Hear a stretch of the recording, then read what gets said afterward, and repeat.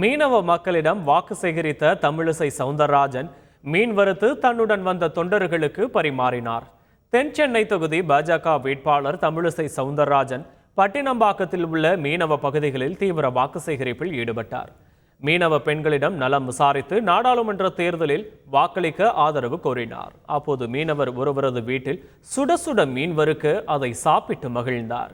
மேலும் தன்னுடன் வந்த தொண்டர்களுக்கும் தானே மீன் வறுத்து பரிமாறினார்.